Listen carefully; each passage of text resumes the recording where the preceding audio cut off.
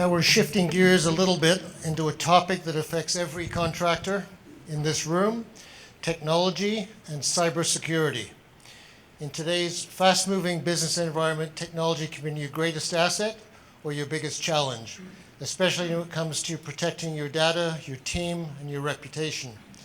Since founding Idealogical in 1996, Andre Vittorio has been focused on delivering enterprise-level IT solutions that work for small and medium-sized businesses, particularly in the skilled trade sector. In this session, he'll share practical strategies on cybersecurity, cloud technology, and AI solutions, and how to build a security-first culture without breaking the bank. Please join me in welcoming Andre Vittorio, CEO of Idealogical Group. Thanks. All right. Enjoy Everybody, yourself. okay. Everybody hear me okay? All right. So this is my first time attending an ORAC conference. I'm not an HVAC guy, I'm sorry. But, okay, there we go. Perfect. I'll tell you a little bit about myself. So you don't have a last name like Vittorio and not know anything about construction, it seems. But I was the unfortunate son who didn't get into the trades. I went into computers instead. Probably should have followed my family's footsteps, but that's another conversation for another time. I started this business 32 years ago when I was 16 years old. You can do the math, how old I am. So I've been doing this for a very long time. Been doing cybersecurity since before it was called cybersecurity. And our company focuses in on the skilled trades world, construction, etc., HVAC folks like yourselves. And we're one of the few companies of our size that belong to the Canadian Cybersecurity Center. So we're plugged in with the federal government about threats that are coming out, and we actually represent this segment of the business population to the government. So there's different representatives from different sizes of business, and we help them to figure out what are the strategies to protect businesses of your size. 100% local here in Toronto, and born and raised here in Toronto as well. So let's get into a couple of things. Trying something a little bit different out. If you guys want to try this out, if you scan this barcode or this QR code, you can ask questions as they come up. Let's see if I can get it too. Let me try it here. And we'll answer those questions as they... There's no tricks here. So other presentations I would have some tricks, but there's no tricks here. So if you have questions that you don't want to necessarily reveal yourself, this is the way to do it. It's completely anonymous. Okay? Everybody got that? All right. Should be taking you to Slido. If it's taking you somewhere else, that's a problem. So let's talk a little bit about the world that we're living in now. We're using some of these older statistics because some of the newer stuff is not out yet. But 43% of all cyber attacks are aimed at small and medium-sized businesses like yourselves. And why is that? That's because typically at this size of business, you don't have IT leadership. You are kind of leaving the IT to your accountant or to a guy or to a nephew or to a guy who knows a guy in a lot of cases. So not necessarily professional level work. IT is a funny industry. It's a funny trade where there's no certifications, there's no governing body, there's nothing. I can't show up and call myself an HVAC professional, but I can show up and call myself an IT professional and put companies out of business because I don't know what I'm doing. So hopefully one day they'll fix that. But in the world we live in right now, this is what we have to deal with. 25% of businesses our size here are prepared to defend themselves. 31% is the increase in the average number of attacks per company since 2022, and it's only getting worse. 64% of companies worldwide experience one form of cyber attack in the last year. So we're going to talk about some of the different types of attacks. So why is this happening? One of the things I tell our clients are we're in a full-on war right now in the world. There's no shots being fired, but there is a war going on where certain countries are trying to put other countries out of commission, and they're going to do it by destroying businesses. And how they destroy businesses is through this method, where if they can get in and destroy your business, destroy your livelihood on a mass scale, then that will have an effect, obviously, on the economy. It'll have an effect on many different things. So obviously that discussion's much bigger, but you're not dealing with people, you're not dealing with a guy in a basement. You're dealing with national state actors This is a very organized approach to attacking businesses. We're going to get more into that. So downtime matters more than you think. In this particular construction industry, the downtime is typically about $264,000, and that's due to ransomware. So at this point in the game, I think everybody's heard of ransomware, is kind of familiar with it. And this is happening repeatedly over and over again as people aren't protecting themselves. And as they protect themselves, they get smarter on how to get into your systems. We're going to talk about that too. So other things that affect your industry specifically: job downtime. So you can't use your tools, you can't dispatch people. If you're locked up, you delay projects. You can't bill people if you don't have a billing system because that's been locked up. And then reputational damage depending on the size of organization, right? If you can't do these things, people start losing faith in your ability to do the things that you're trained to do. So these attacks have doubled since 2023 to 2024, and they've doubled again 2024, 2025. So construction is a big target, and it goes back to what I said earlier, which is the sophistication level to protect organizations doesn't seem to be there in this industry. And a lot of people think it's, well, we don't have anything that, anything of any value, and we're going to get into that too. So a lot of people say, well, I'm just Canadian. No one's coming after us, right? Well, 1/3 of Canadian businesses reported being impacted by cybersecurity events in 2024, and this is doubling. Small businesses between 10 and 49 employees, 30% of them have been impacted in 2024. So you can see that being Canadian is not a good method to hide from this, because Canada, in the eyes of the cyber world, is seen as an American state, which is, we all obviously know that's wrong, but that's how we're viewed in the world against the state actors that we talked about. So at this point in time, everybody's seen all different kinds of stories from different types of organizations that are being hit. This is because there's laws in place now that you have to report if you've been breached in some way. And we're going to talk about the types of things that put you at risk as well for reporting. So these are just snippets of different cyber attacks that have happened in the news that I'm sure all of you have seen or heard of one of them at this point. So why are people doing this again? So financial gain. It's an easy way to make $300,000, $400,000, $500,000, $1 million, depending on your business that gets ransomware. State actors that I talked about. This is the biggest one. Some of these other ones are less common. Hacktivists, people just trying to sharpen their hacking skills, and then just for fun. But really the two are financial gain and state actors. So you ever wonder why North Korea has a lot of money to build nuclear weapons, things like that? It's because of this on a global scale. They just extract money just like a factory, right? And it's happening minute by minute every day across the world.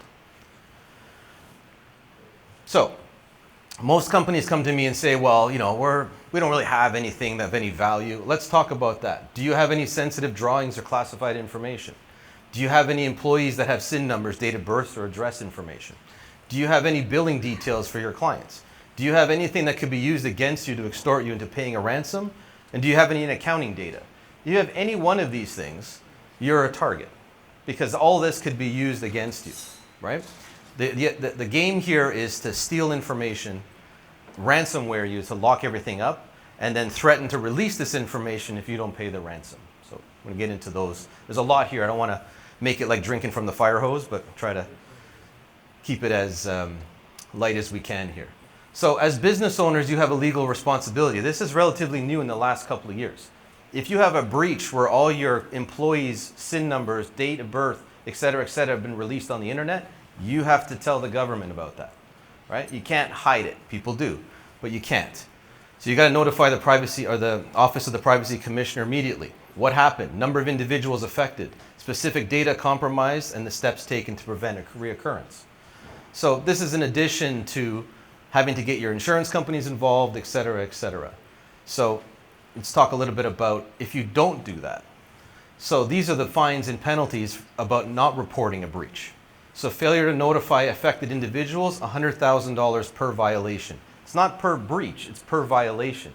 If you have 50 employees, you take that number and multiply it by 50. So it's punitive because they want people to take this really seriously. Because what happens is if you leak out all your employees' SIN numbers, date of birth, et cetera, now they're open to identity theft.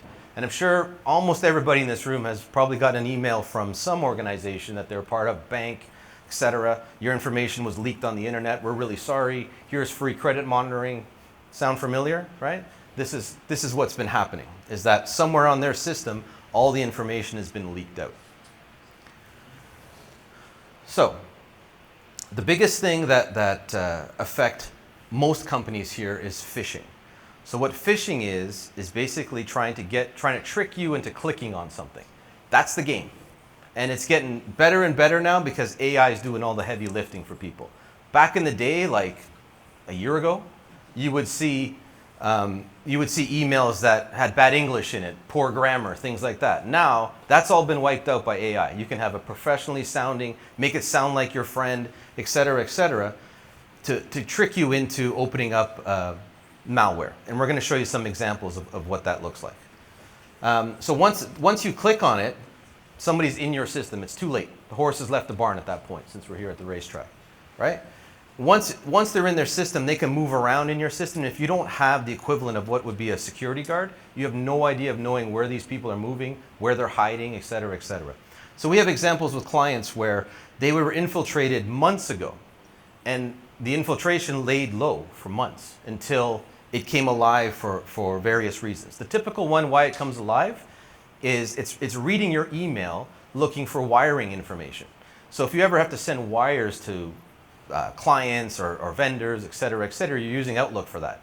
If I can get into your system, hide there, and read your email, and again, it's not a human doing this, it's AI doing this. When I start to detect that, oh, they're getting ready to do a transaction, now I can be you because I'm in your system, and I can send an email to your vendor saying, oh, never mind the email I sent to send it to BMO, I want you to send it to Western Union instead, and here's the wiring information.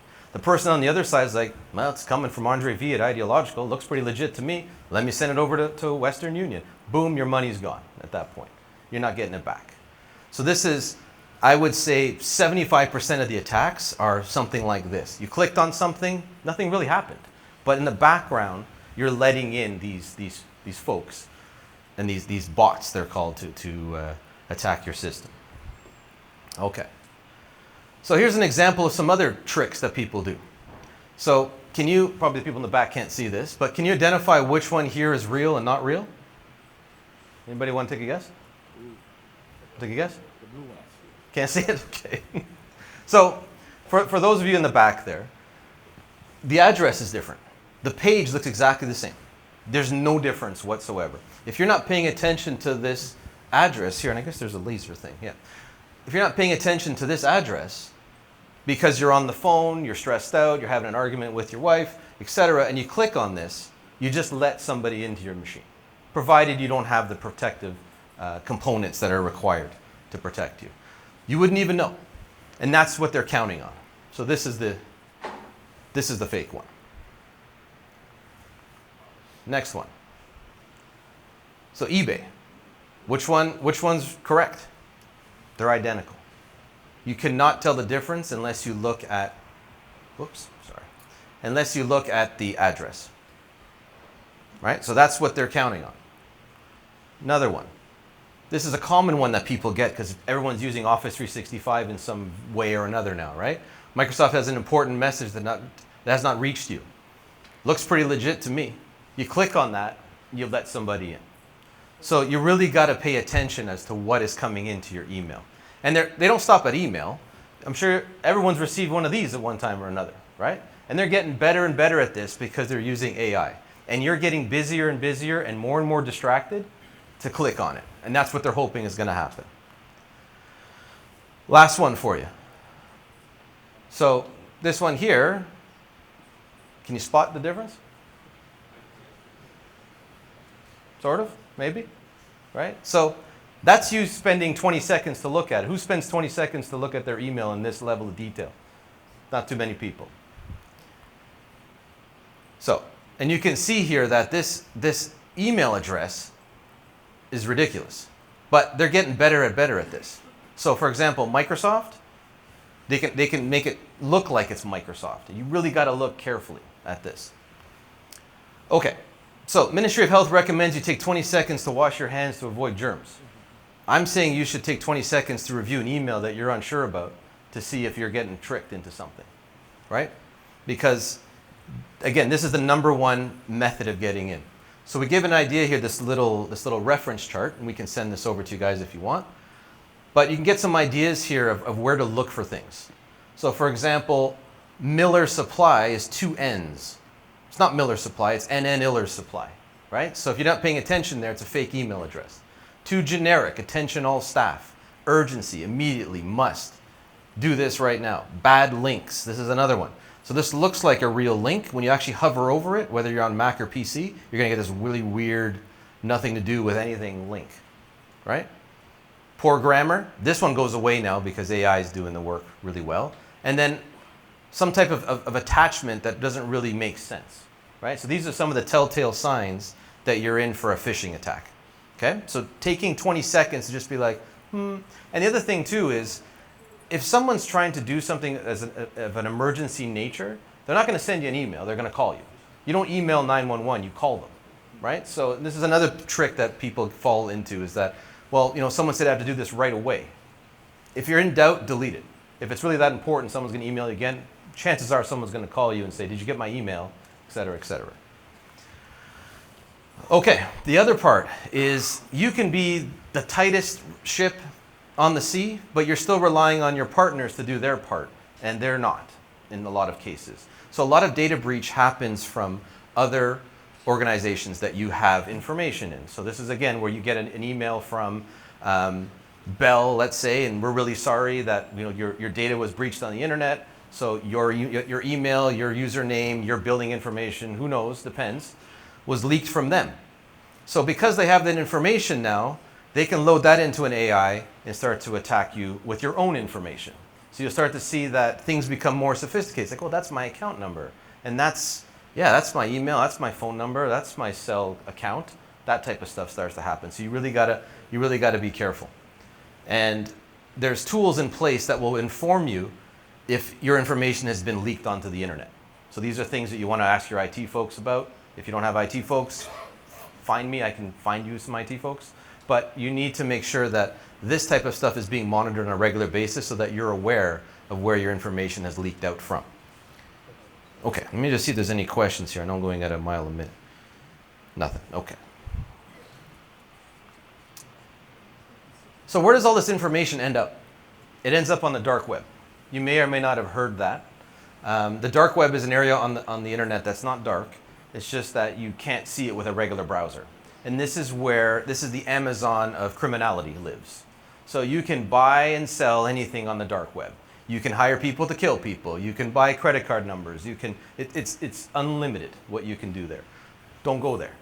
Okay, so there's special tools that we use to navigate the dark web that protect yourself. If you go there and not knowing how to navigate properly, that's where you get infiltrated as well too. So most of the time, all that information that gets gathered up, so the date of birth that we were talking about, the SIN numbers, all that sort of stuff, lands on the dark web, and someone can come along and buy it just like on eBay. So this one here, we're selling business and investor database, 8 million records. So all this information was in plain text and contains email addresses, company name, address, state, employee numbers, sales volume, company vocation, fax number, et cetera, et cetera. Okay? Yeah, you pay by Bitcoin? So there you go. Bitcoin is the currency of criminality, right? So that you just put your Bitcoin through there and nobody knows. You want a voter database? $1.8 million voter, 1.8 million voters. So you're going to get everything. Full names, physical addresses, previous address, date of birth, et cetera, et cetera. You talk about credit cards, you can just buy credit cards. So you can buy credit card numbers here, right? So this is when your credit card gets breached.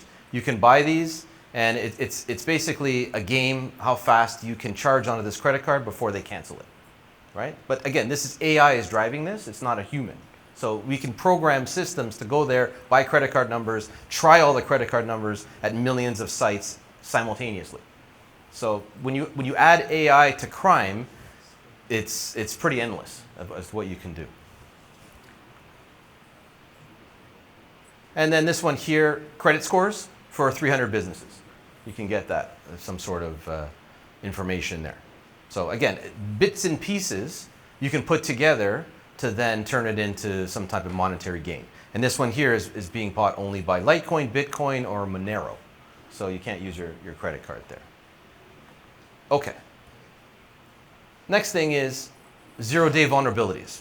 It's really super important that you don't ignore when your device, whether it be a Windows laptop, an iPhone, whatever, wants to update itself. A lot of people are like, I don't have time for updates, I haven't updated my phone in a year, et cetera, et cetera. That's the second biggest way of getting into your system, is that they know where the vulnerabilities are and they exploit the vulnerabilities. So it's kind of, think of it like this. You have a house and you know you have 10 windows. And those windows are closed and they're locked and all the rest of it. But suddenly 3 new windows appeared in the back. But you don't know about those windows until you walk to the backyard.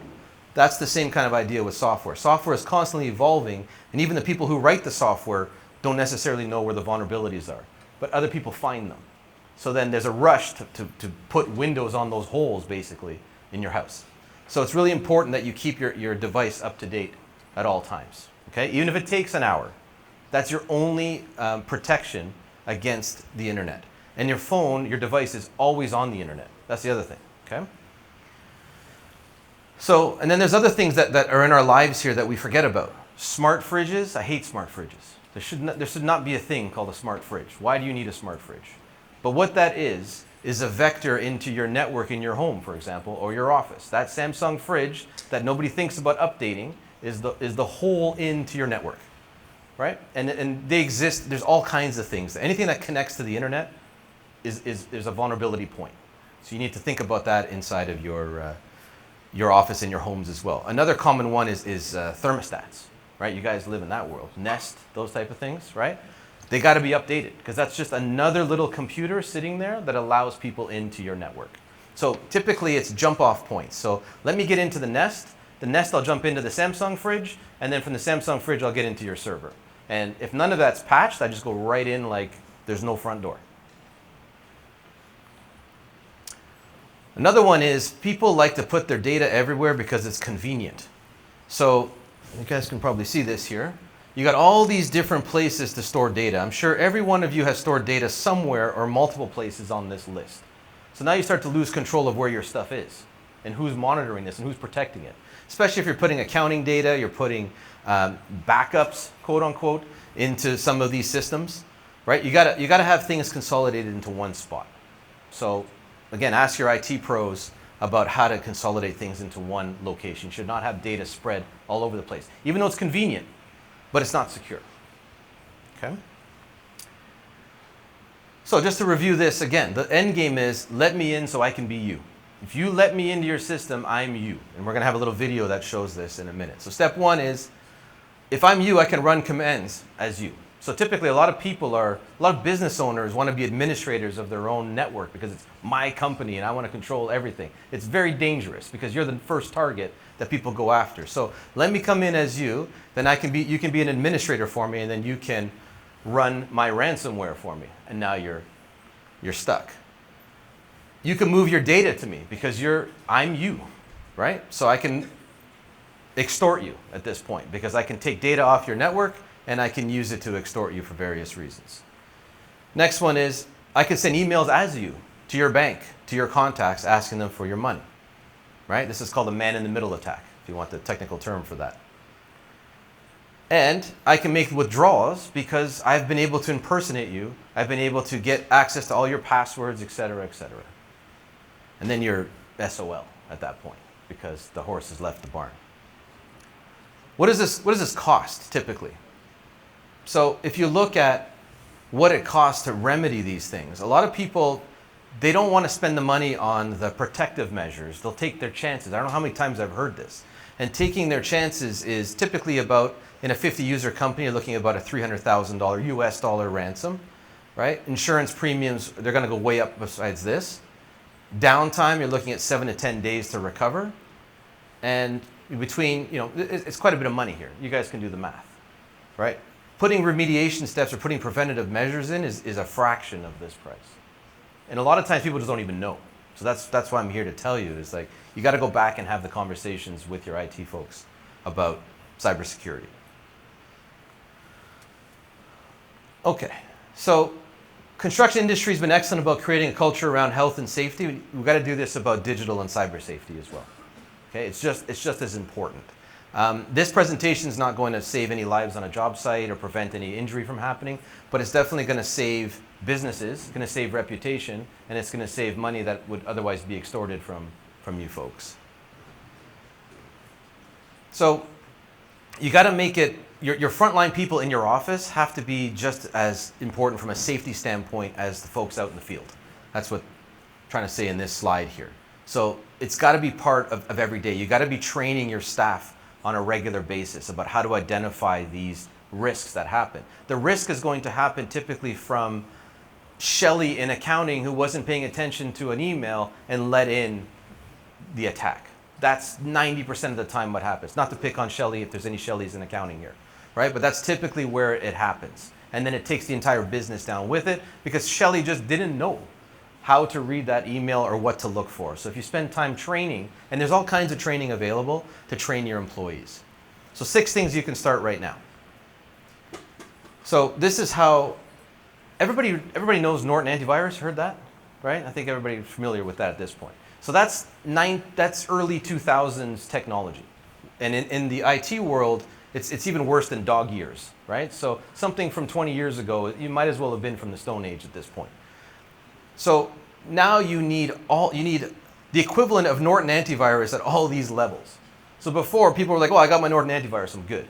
But now you need all types of different pieces to protect your environment. So just a quick overview on this. 2-factor authentication, right? You guys know what I'm talking about. Sometimes you get a code, put the code in, it's really annoying, things like that. That saves you, I would say, 80% of the time from someone stealing your password, right? Because if I get your password, which I can from sneaking into your network, I still need your phone, right? Because you're going to get that code in order for me to get in. So if you have the ability to run 2-factor authentication, do it now. Don't turn it off. Don't do it later.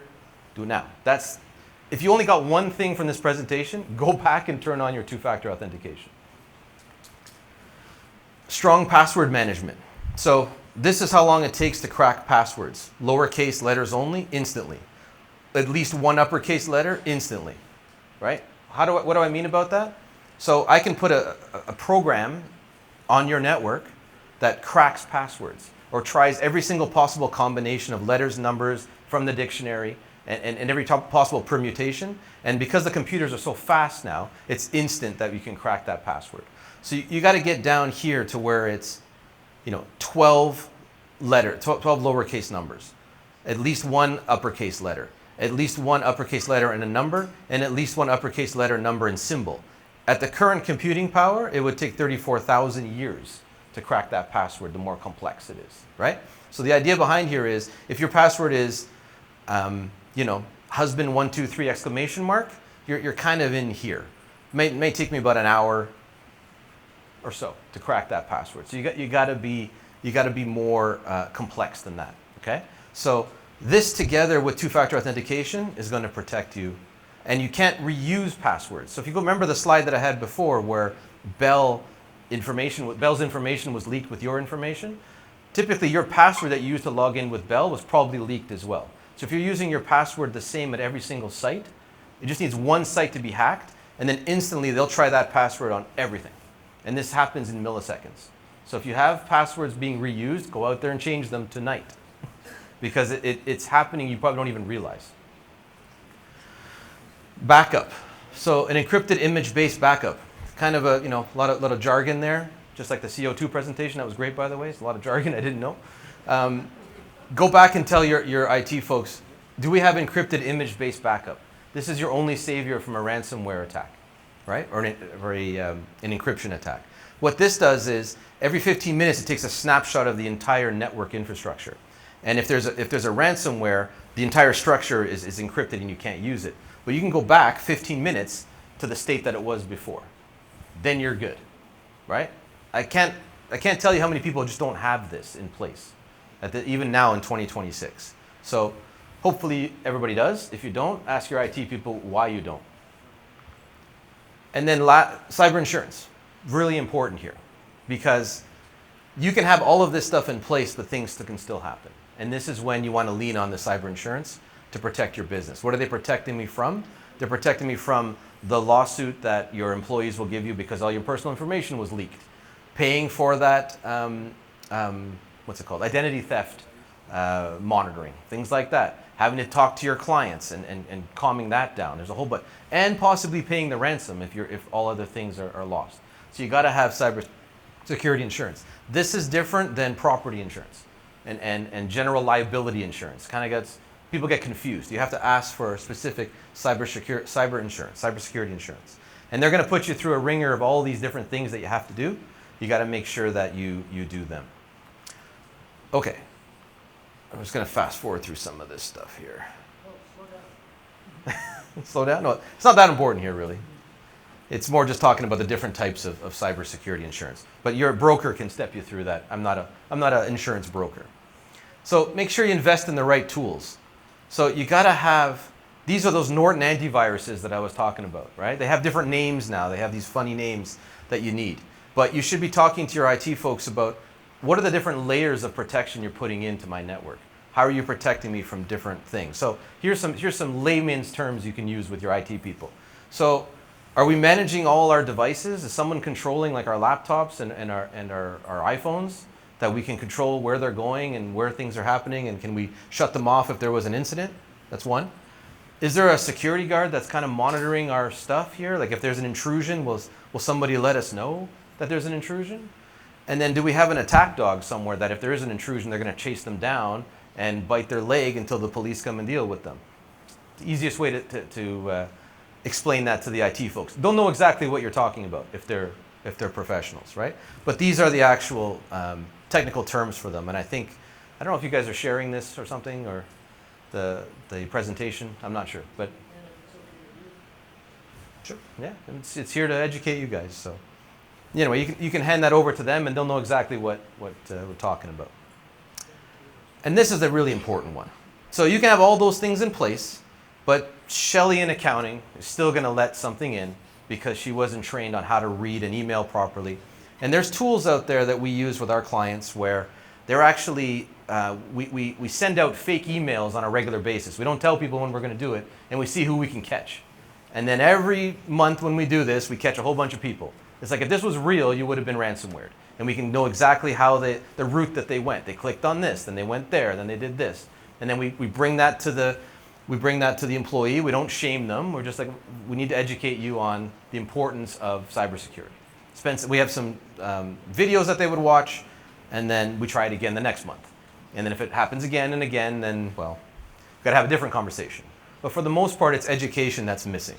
So you got to have regular education training your team on how to protect your network.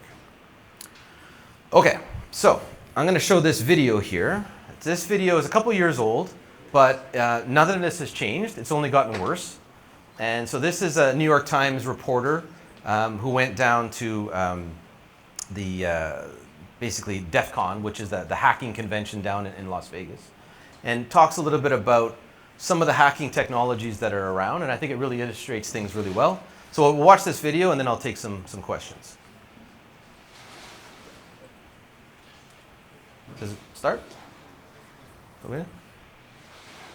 Hackers are everywhere. From Ashley Madison to JP Morgan, from Jennifer Lawrence to the federal government. Our biggest celebrities, corporations, and institutions have all been the targets of devastating cyber attacks.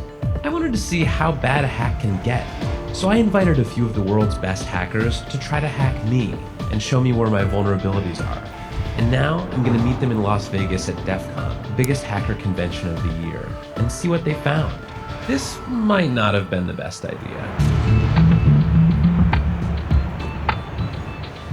DEF CON is the biggest hacker convention of the year. It's a place where thousands of hackers come to hear talks, to demonstrate their newest hacks. It's actually a place that's so dangerous to be on the internet that they tell you to turn off the Wi-Fi and the Bluetooth on your phone. And they tell you not to use the ATMs too, because those could be hacked as well.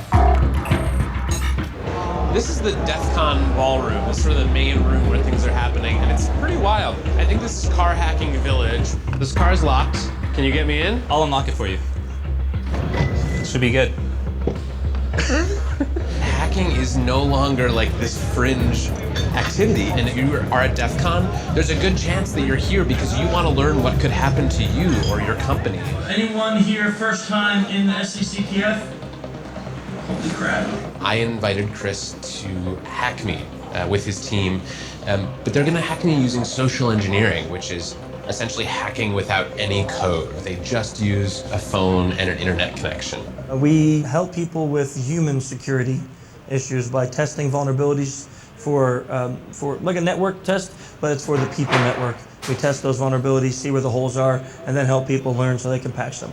Can we try some of this? Can we try some? Yeah. See if it works? Yeah, we probably could have our star Visher here make some phone calls as your Let's do girlfriend. it. Sure. Do you want to do a sample phishing call? What's phishing? Phishing is voice solicitation, and basically what you do is you use the phone to extract information or data points that can be used in a later attack. Let's do it. Okay. Who are you gonna call? Maybe I'll call your cell phone provider Okay. and see if I can get them to give me your email address. I bet they're good. I bet they have my back. But yeah, go for it. I'm gonna spoof from your number, so it's gonna look like it's calling from you. Okay. Hi, I'm so sorry. Can you hear me okay? My baby, I'm sorry. my husband's like, we're about to apply for a loan and we just had a baby and he's like, get this done by today. So I'm so sorry. I can't call you back.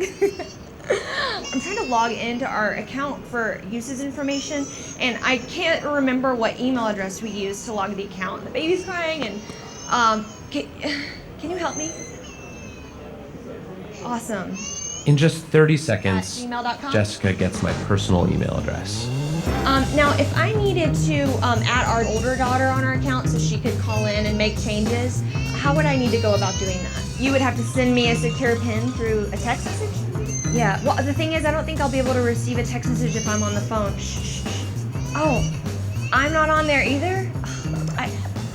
So I thought when we got married, he added me to the account. Okay, my Jessica name uses my girlfriend's name and a fake social security number 5127. to set up her own personal access to my account. Wait, I'm sorry, so there's no password on my account right now? Can I set that up? She even gets the support person to change my password. Thank you so much for your help today. So she just basically blocked me out of my own account. I'll get her fed after this. All right, thank you. Holy shit. So they just gave you access to my entire cell phone account. You're gonna have to go on and change your password now because it's Jess, my name. And all it took was a crying baby and a phone call. Yes. I really thought that my cell phone company would protect me. I mean, like, this is the most basic stuff, and they're not doing it. And if they're not doing it, you know all these other businesses aren't doing it either.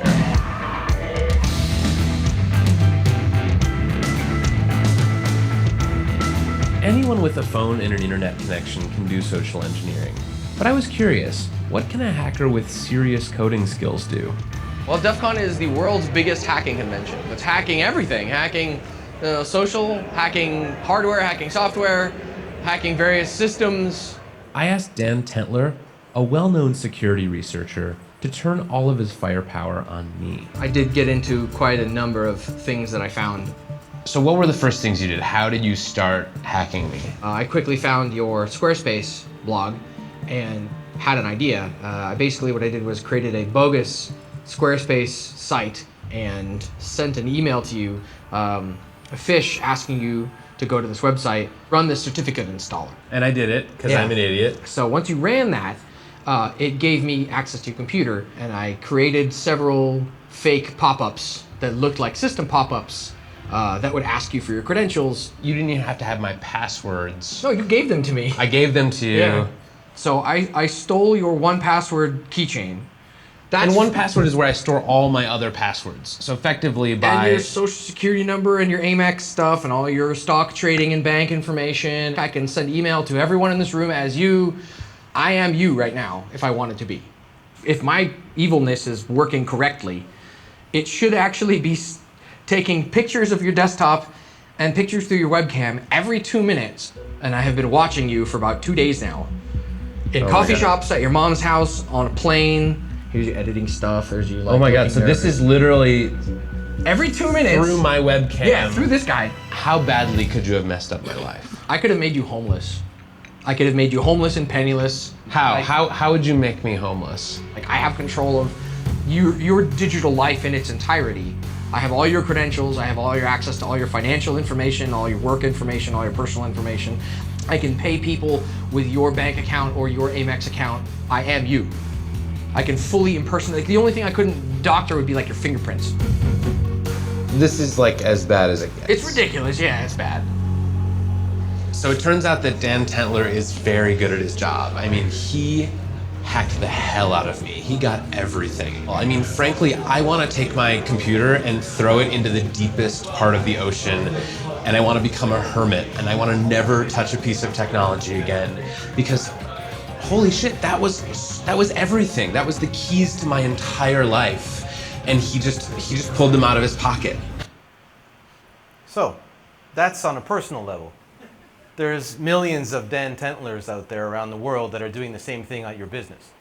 So, and it's that stealthy that you won't even know. So hopefully that was eye-opening for you.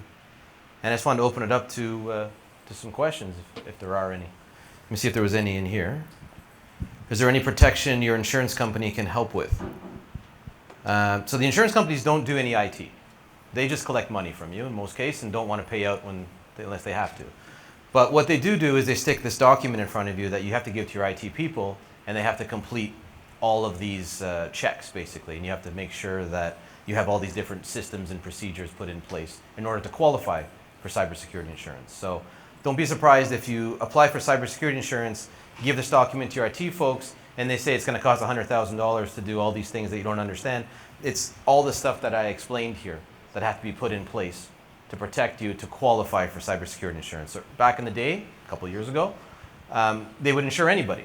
And then they were losing their shirts because nobody was protecting themselves.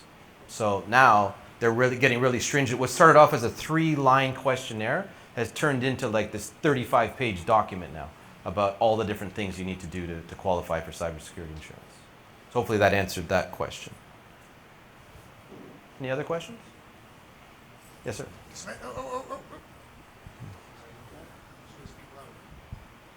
So I'm sure, like a lot of people in here, you get a lot of emails, domains from random places with names you recognize. Yep. I had a friend I brought to a hospital, and as soon as he left the emergency, he got a text saying transfer money. How does that I still don't understand. Yep. Is his phone still hacked? It's a great question. So there's multiple things that are happening at the same time. You think about your phone, it's constantly communicating back to somewhere or someone, depending what apps you have on your phone. Your phone is listening to you at all times. You ever notice that when you talk about log cabins, and suddenly you're going to get log cabin advertisements on your phone, right? So depending on, and that's not necessarily that your phone is hacked, but other systems have been hacked, and then information can be parsed from that interaction, if that makes sense. So because the location you were at the hospital, because you were talking about this or that, and there's some type of application that he may have had on his phone or another application somewhere else that correlates the two together, sends a text message. It looked pretty real. Yeah. As soon as he left, he was like, "Oh, for Yeah. your services at the hospital, send me $500." Yeah, And yeah, he just left. it's crazy. And you know, hospital networks are not notorious for being the most secure, because where do they spend their money? It's on saving people. It's not on IT. And so you've heard about situations where hospitals get locked down because they just don't spend the money on protecting their network. So, questions? I've been getting emails lately from someone impersonating my wife. Yep. Is it because her email's been hacked or Exactly. mine? Exactly. Hers? That's right. So it could have been her email was hacked. It could have been one of the accounts, like the Bell example that I gave. So in the removal of all the data from Bell, your wife's account was in there somewhere, and you have all that information. And then again, with AI, you can correlate it all together to make a really compelling email. So even if some of you guys have used ChatGPT, if I get a data load of, let's say, here's a profile of a person, write me an email that says, give me money for this and that reason. And it'll read through all those pieces of data and put together a really convincing email. So. Luckily, I knew it wasn't her because it was polite and friendly. Yep, and that's funny. That's a good one. Now, here's another thing we didn't really talk about, but Another tidbit for you is we haven't talked about kind of the future here, but the future is actually going to be more on that voice solicitation. And it's going to be AI imitating your voice or your parents' voice or your son's voice, things like that. And it's very real and it's coming along very well. So what I would recommend to everybody is go home, have a conversation with your family, put your phones in a different room or in the car, and set a family password. It will save a whole bunch of problems later on. So when you get this weird phone call that your son needs money because he was in a skiing accident at Whistler, et cetera, you ask what's the password. If you don't get an answer, you know it's AI. But if you don't have that, and we've already seen this now starting to happen, people are sending money and they thought they were sending it to their son or their grandmother or their father or whatever because the voice is so perfect. So AI is going to change a lot of things. So when you have that conversation, your phones cannot be in the house because your phones are listening to you all the time. Okay? Is there another question? Oh, you had a question. Yeah. I do my due diligence personally, so it's a personal question. Yeah. I have like past experience of passwords, I just want passwords. Yeah. Is there, like, based off of that video, does that even seem to be a thing to do? Like, it seems like one thing gets breached out of one password. That's a great question. Andre, can you repeat the question? Yep. So the question is that she does everything right. She puts everything into the places they need to be. She has passwords, things are locked down. But based on that video, is it even worthwhile doing that? Because it seems like people can just breach it anyway. What you want to do is you want to have many layers that people have to, many hoops that people have to jump through. So, having one password for your phone, a different password for your password manager, like that type of thing. And you want to have it so that it asks you for the password every time. Here's the problem. We trade convenience for security, right? So when you shift your mindset that, yeah, using my phone is going to be a little bit inconvenient, I'm probably going to have to put my password in multiple times, that's going to save you, right? Because, and different passwords is the other thing. So somebody gets into your phone, they can't get into your password manager because the password is different. That type of thing. Does that answer your question? And I guess the two-factor authentication needs to be on always. So now I don't even know why they give people a choice, but you should always have that on, always. So what are your thoughts on fingerprints and facial recognition? So for an Apple product, the Android product as well too, your actual face photo never leaves your phone. So what it does is it takes your photo and it turns it into zeros and ones, if you will. And then that goes up to Apple. So, but at this point, my personal opinion is your face is everywhere anyway. You ever go through the airport and they're scanning your face? You're going to get more and more of that. Yeah. So, the days of privacy are finished.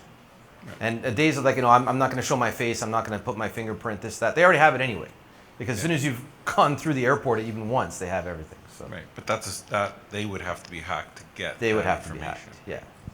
And you'll never hear about a government hack. That's the other funny part, right? So, because that happens there too. You just don't hear about it.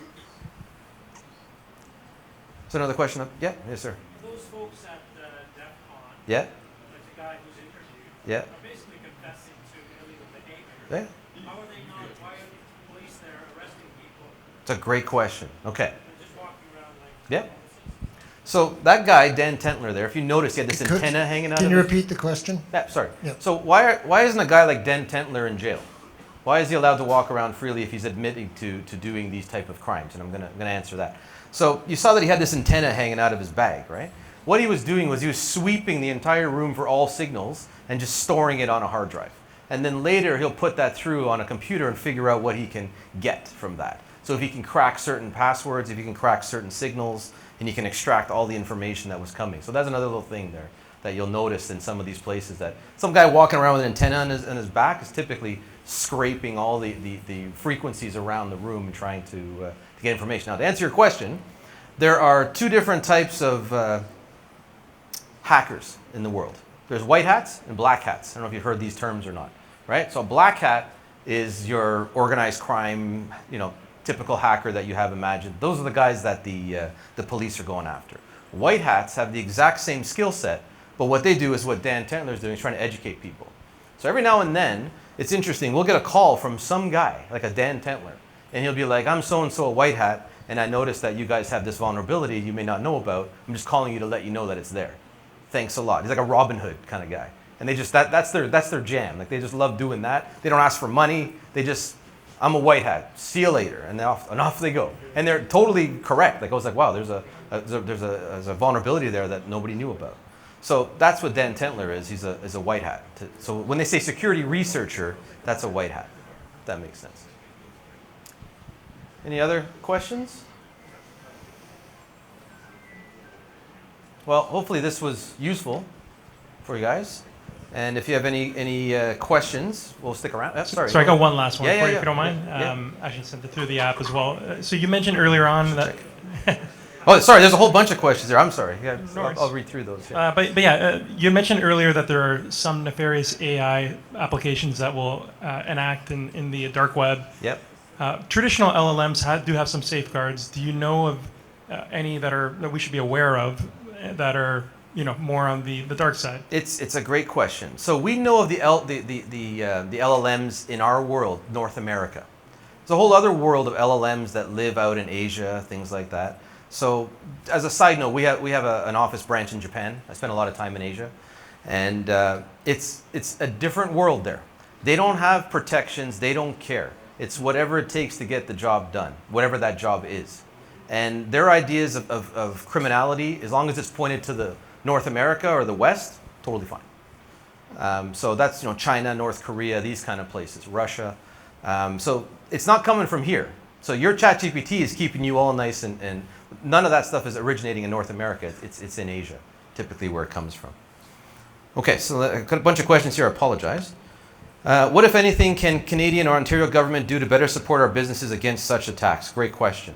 So what the Canadian Cybersecurity Centre does is they're basically educating about what are the latest threats that are out there, and they're there to educate your IT folks. They're not going to do the IT work for you, and it's not like people are relying on the government to protect their business. It's just not going to happen. It's not designed that way. You just can't. It's too big, and there's too many people involved for any government to be able to protect its citizens from this type of attack. So it's really going to be the responsibility of you, the business owner, and getting the correct professional help to protect you. So I wish I had better news. These hackers are out of the open at DEFCON and essentially confessing to illegalities. How are they not subject to prosecution? So I guess that's your question, okay? Are there any nefarious AI apps which should be aware of and engage? So that's the one that you mentioned there. Okay, so I got everybody, I think. So if there's any other questions, I'll stick around here and happy to answer them for you. And I hope that this was at least worth sitting through. So, all right, thank you.